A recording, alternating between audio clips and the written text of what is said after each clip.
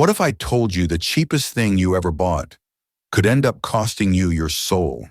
Sounds wild, doesn't it? But out here on the western frontier, where the land was dry as old bones, and a man's luck could change with the flip of a coin, sometimes the cheapest deal turned out to be the deadliest trap. And that's exactly what happened when Tom Harker paid 50 cents for a cabin no one else would touch. The year was 1881, and the Texas sun hadn't given an inch for months. The dirt cracked under your boots, the streams had shrunk to muddy trickles, and the air buzzed with cicadas so loud it made a man's head pound. Folks weren't dreaming big that summer. They were just trying to keep the dust out of their throats and food in their bellies. But even in a land this hard, there was one place nobody wanted: a cabin. It stood crooked in a clearing near the Wichita Mountains. The wood so weather-beaten it looked like it had been baked in an oven for decades. Its roof sagged low in the middle, patched with tar and canvas. The shutters were gone, just jagged holes where glass used to be. On the breeze, the boards creaked like an old man's knees. You'd think it would have collapsed years ago. But somehow it stayed standing, waiting. Cowboys riding past gave it a wide berth. Some spat and muttered about curses. Others crossed themselves like they'd spotted the devil's work.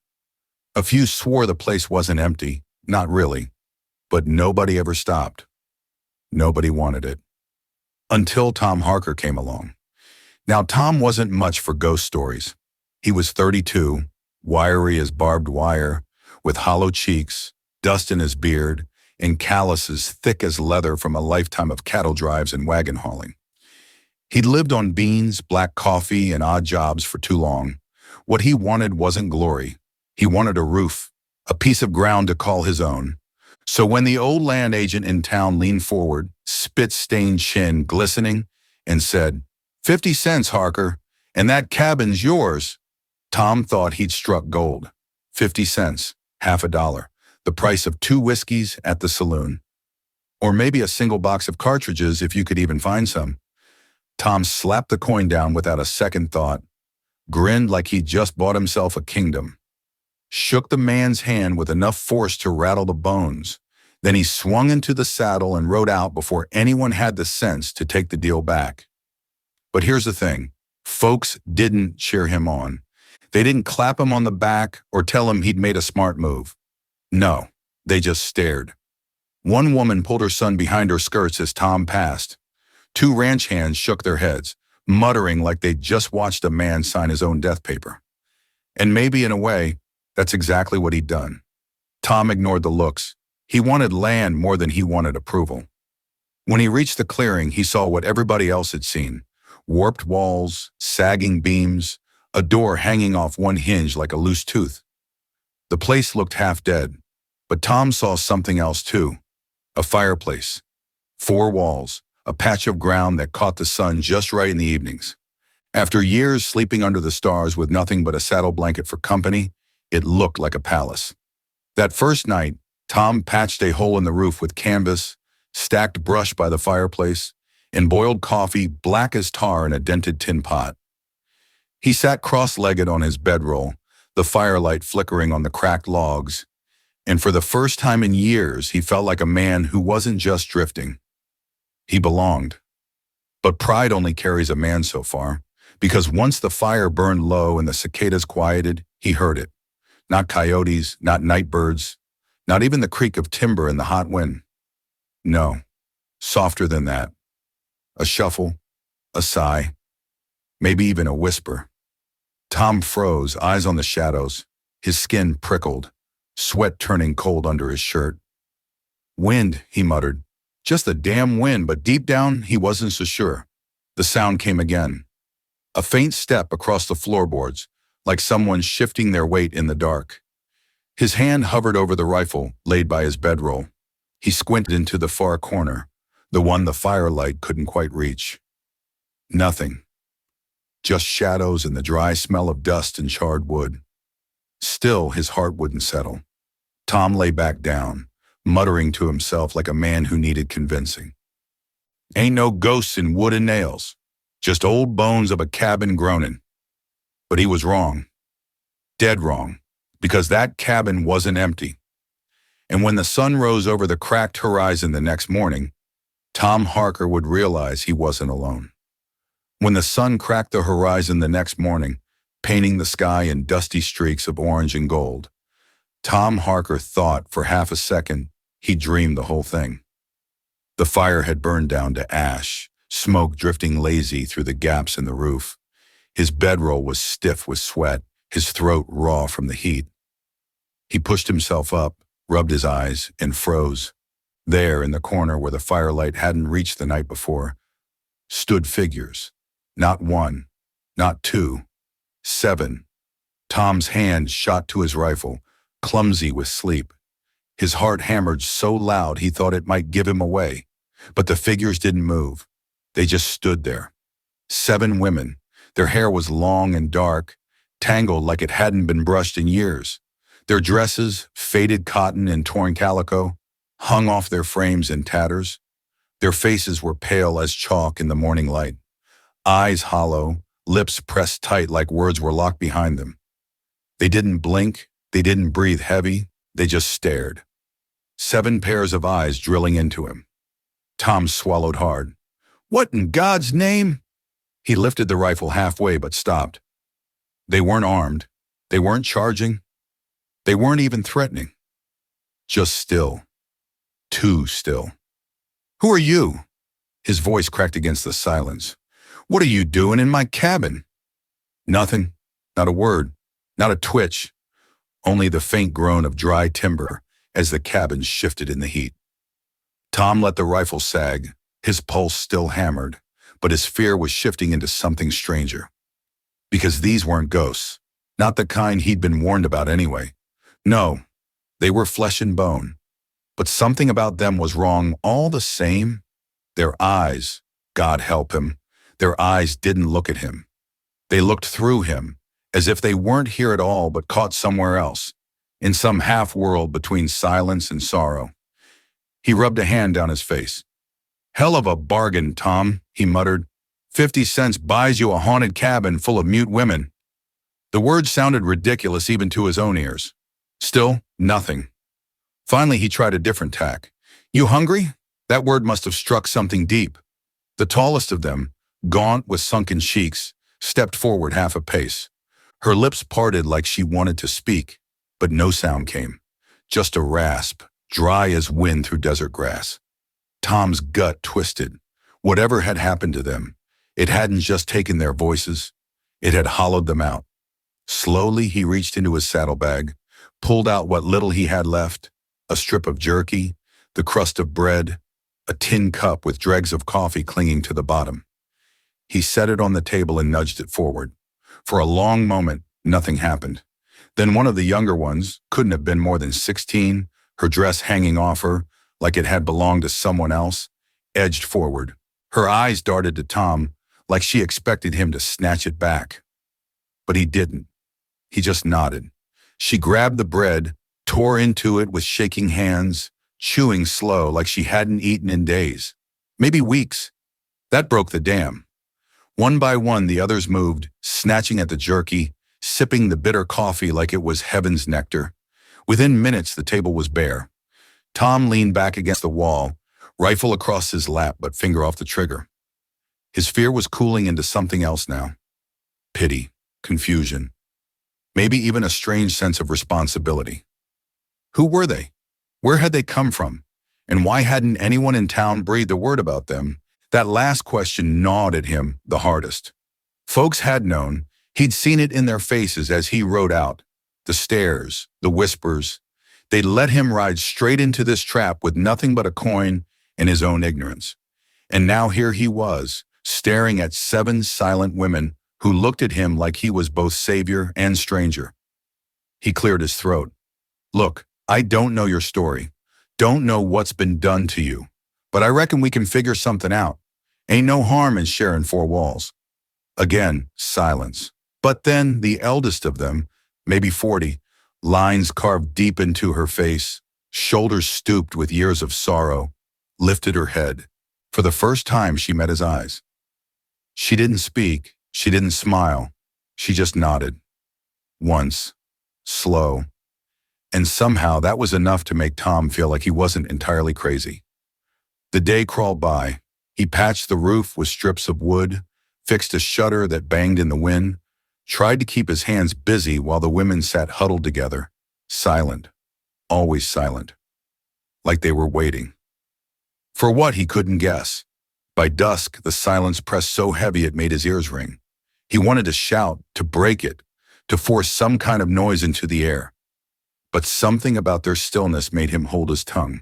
Whether it was respect or fear, he didn't know. When night fell, the women lay shoulder to shoulder on the floor, curled like nesting birds. Tom sat awake by the fire, rifle across his knees, eyes fixed on their shapes in the glow. Sleep tugged at him, but each time his lids drifted shut, he felt it, the weight of their eyes. Watching, always watching. And deep down he knew the truth. He had bought a cabin. He bought into something else, a secret, a burden, maybe even a curse. And before the dry season ended, that 50-cent bargain was going to cost him more than he ever imagined. By the third morning, Tom Harker felt like his mind was being stretched thin as rawhide in the sun. The silence wasn't just quiet, it was crushing. He'd lived through stampedes, gunfights, and nights alone on the trail where coyotes howled till dawn.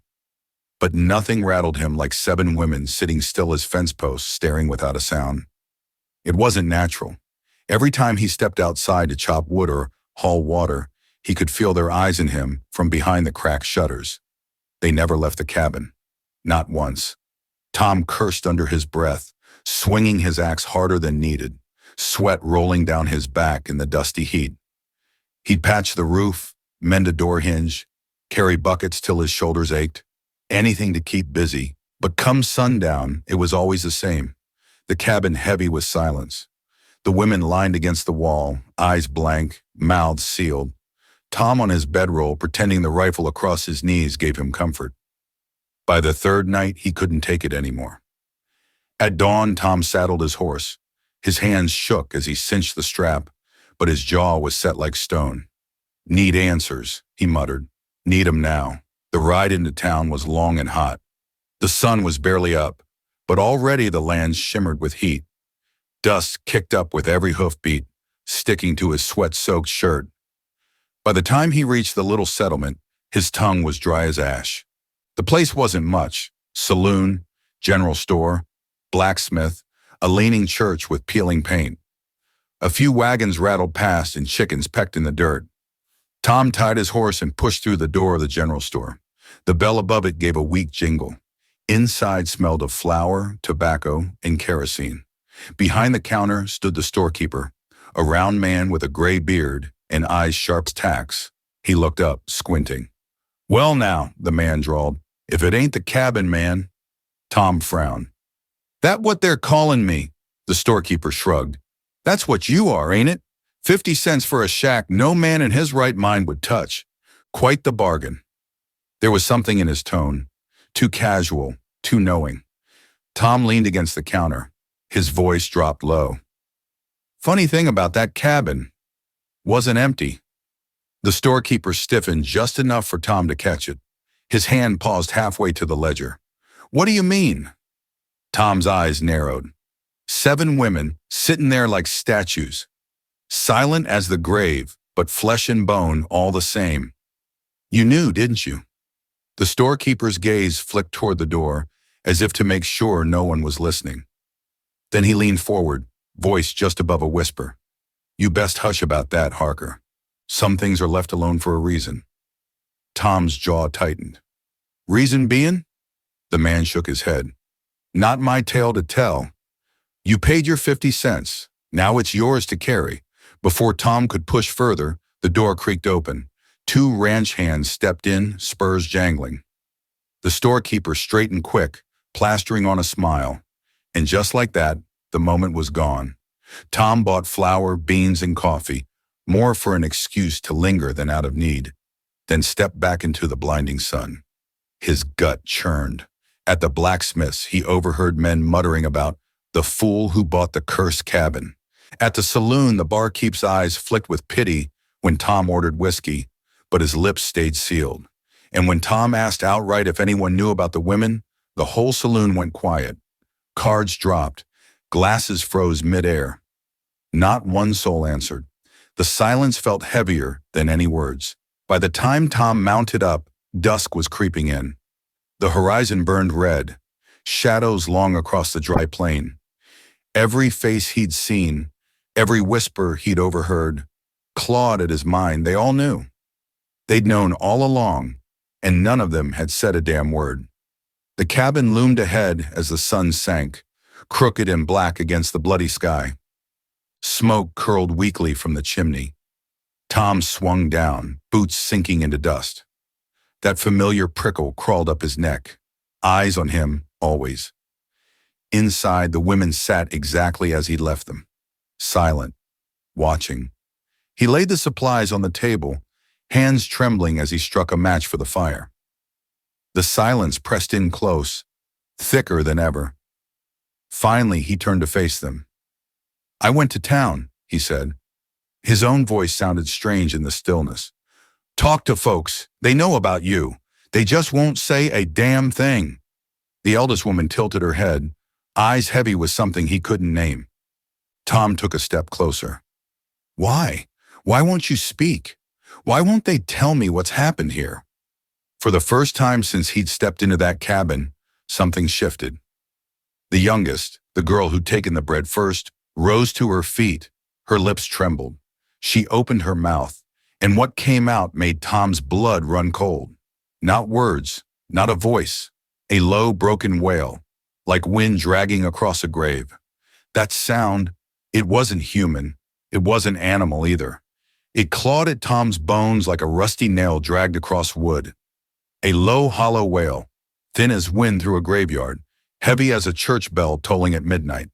Tom staggered back, his rifle already in his hands, though he couldn't recall grabbing it. The fire popped, shadows leapt, and the cabin itself seemed to breathe with that sound. And then, silence. 7 pairs of eyes fixed on him. Wide, empty, waiting. The youngest girl, the one who'd wailed, sank back down, trembling. The others swayed slightly, shoulders touching like reeds bending in the same wind. Tom's heart pounded so hard he felt it in his throat, his palms slicked with sweat, his mouth dry as dust. "What in God's name are you?" he whispered. They didn't answer. Not then. The night dragged on forever. Every creak of the timbers made Tom jump. Every flicker of flame painted the women's faces with fresh shadows. Hollow cheeks, cracked lips, eyes that looked like they'd seen 100 years of sorrow. When dawn finally bled across the horizon, Tom stepped outside just to breathe air that wasn't thick with dread. The sun rose over the plains, hot and merciless, baking the dust into the ground. He lit a cigarette with shaking hands, inhaling so deep his chest burned. 50 cents, he muttered bitterly. Should have known it was too cheap, but the coin was paid. The cabin was his, and so were they. That day he worked harder than ever, splitting logs till his arms ached, hauling water till his back screamed. Anything to keep his hands busy, his mind away from what waited inside. But as the sun fell, the weight of it pressed on him again. He couldn't avoid them forever. The women hadn't eaten since yesterday. So he cooked. Flour flattened into rough bread, crisped on the fire. He laid it on the table, stepping back like a man approaching a rattler. Slowly they moved, silent, pale.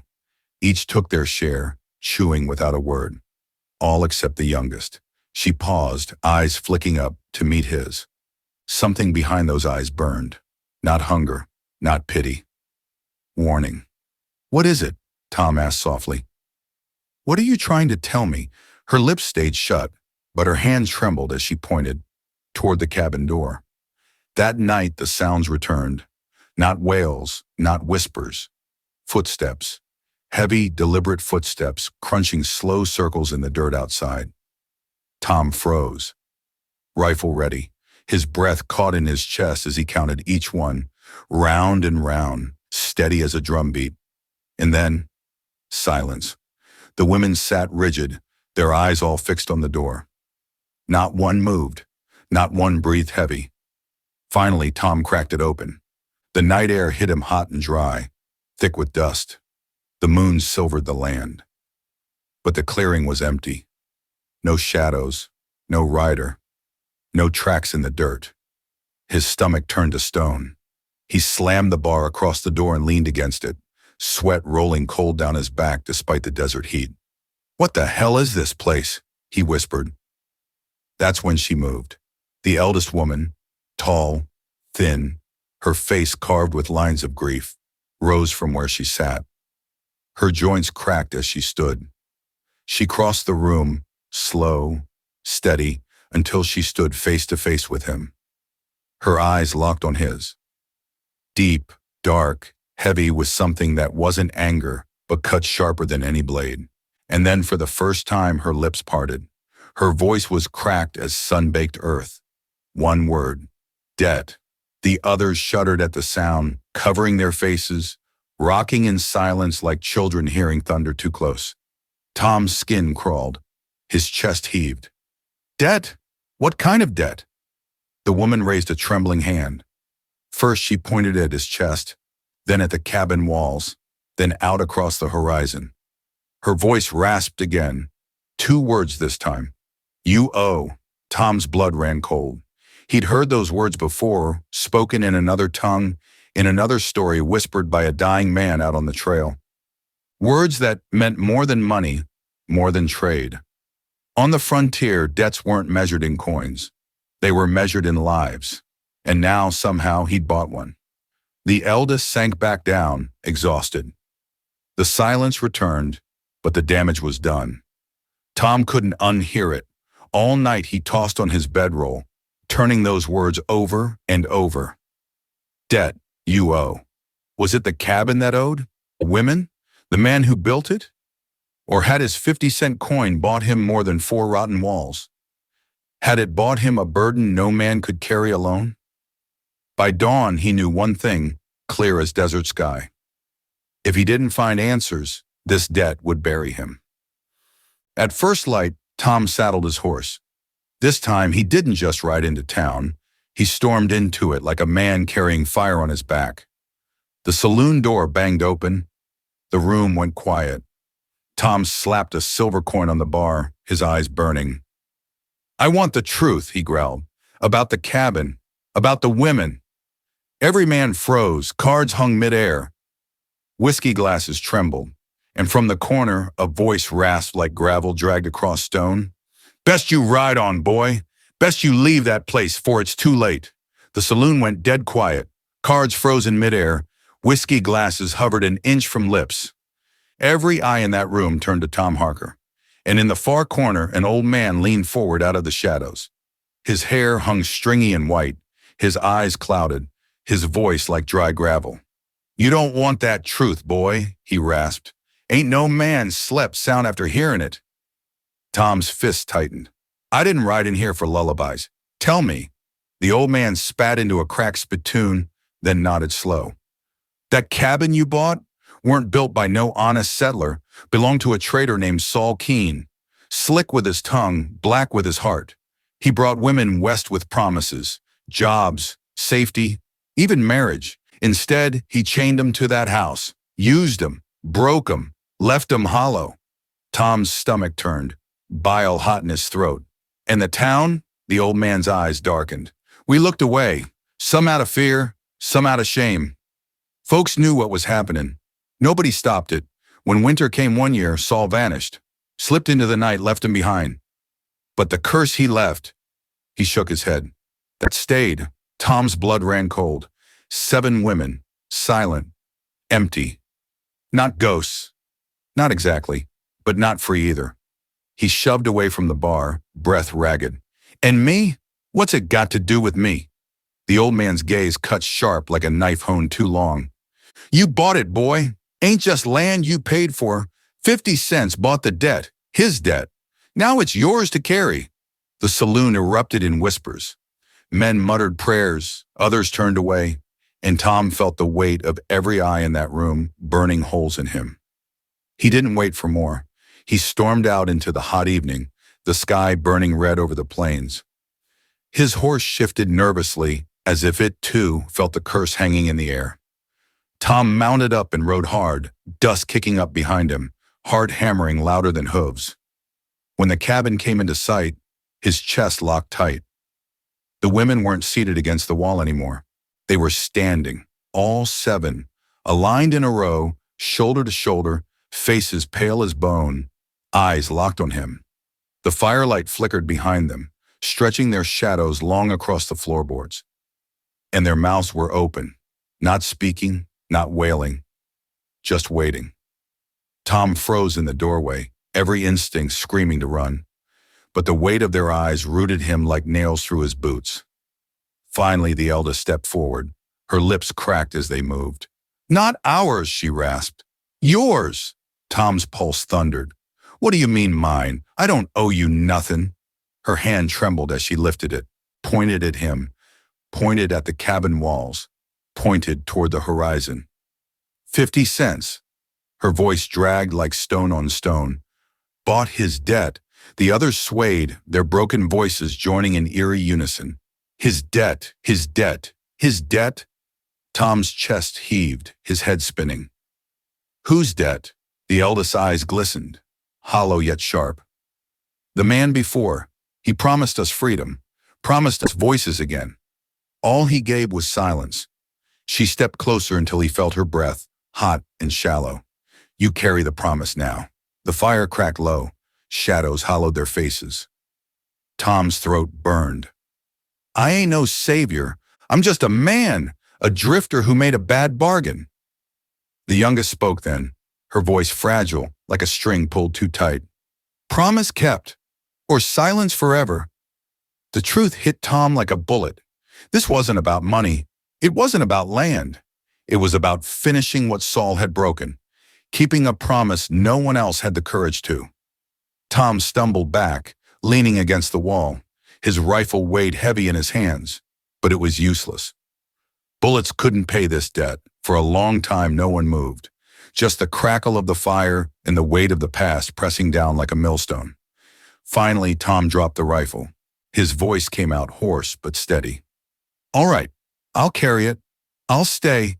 I'll finish it." Something shifted then. Not much, just a flicker. But it was enough. The women's shoulders eased, their eyes softened. One of them, just one, hummed, barely more than a breath, a note so faint Tom thought he'd imagined it. But the others stirred at that sound, like dry grass catching spark.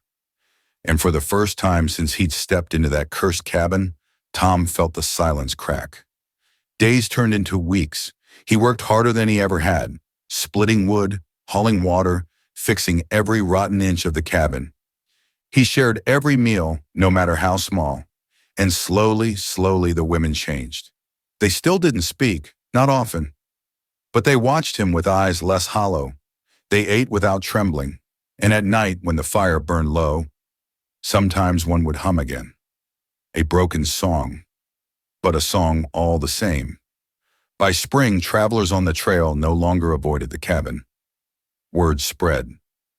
"That Harker fellow," they said, "lives with 7 women, quiet as shadows. But they ain't ghosts no more, not since he came." Tom never corrected them, never spoke of the word debt. But when he sat by the fire, coffee in hand, and heard those faint voices humming in the dark, he knew the truth. He hadn't paid it off. Not yet. Maybe not ever. But he was carrying it, piece by piece, and that was enough. Because on the frontier, debts weren't measured in coins. They were measured in courage. And sometimes the price of 50 cents was a man's whole life. And that's the tale of Tom Harker, the cowboy who paid 50 cents for an abandoned cabin and found himself bound to 7 silent women, a curse and a promise heavier than gold. Stories like this remind us, sometimes the cheapest choices cost the most. If this ride kept you hooked, hit that subscribe button, like the video, and drop a comment. Would you have stayed in that cabin, or would you have run? Until next time, partner, keep your fire burning, keep your coffee hot, and never forget, some debts don't vanish. They wait.